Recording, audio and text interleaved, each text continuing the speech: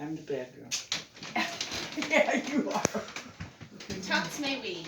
That is good morning in Nimipoot, the language of the Nez Perce tribe. I want to share with you today some of the Nimipoot, the people's, history, struggle, and some honorable words from one of their great leaders, Chief Joseph.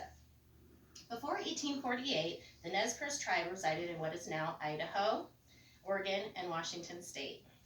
As settlers moved west, the U.S. government began negotiations with several tribes, including the Nez Perce, to purchase tribal land. In 1855, a treaty was formed that gave new settlers 7.5 million acres of native land.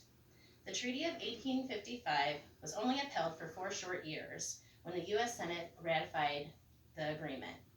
This created distrust of the American government amongst Native Americans. To complicate settler-native relations further, gold was discovered by settlers trespassing on the reservation in 1860. The discovery of gold pitted the U.S. government against the Nez Perce tribe and their allies. A new treaty was formed in 1863 that granted U.S. settlers an additional 5 million acres. This treaty was coined by the Nez Perce the Thief Treaty, or Steal Treaty. Many tribes, including the Nez Perce, refused to sign, and conflict continued to escalate. Tribal leaders at this point were between a rock and a hard place. They did not want to go to war, but they had not received proper compensation for the previous treaty, so did not want to give up more of their land. By 1877,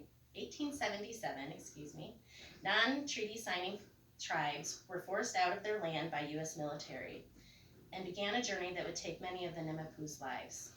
Nearly 800 men, women, and children fled and traveled 1,170 miles until they were surrounded by U.S. Army's troops just before reaching Canada.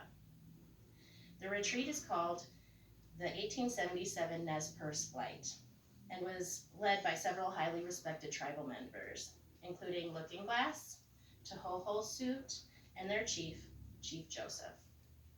The path taken by the fleeing natives is now landmarked and called the Trail of Tears, and rightly so.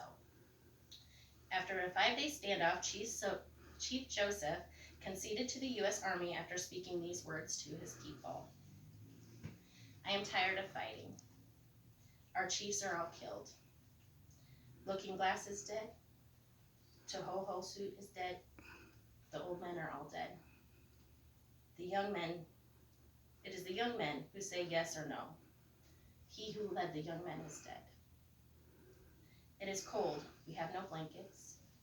The little children are freezing to death.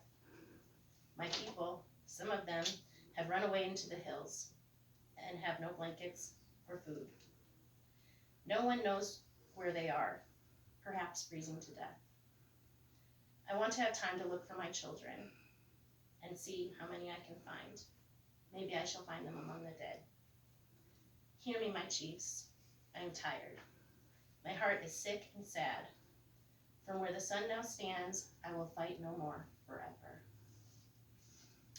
While Chief Joseph's speech was very persuasive and heartfelt, I believe its purpose was informative. He needed his people to understand the grave situation that they were in. I can only imagine the heavy heart of Chief Joseph as he spoke these words. Seeing no hope or end in sight of the suffering of his people, I imagine the Nimipoot holding what remained of their families, hungry, cold, tired, and afraid to be at the mercy of U.S. troops. The trauma and fear these families endured is heartbreaking.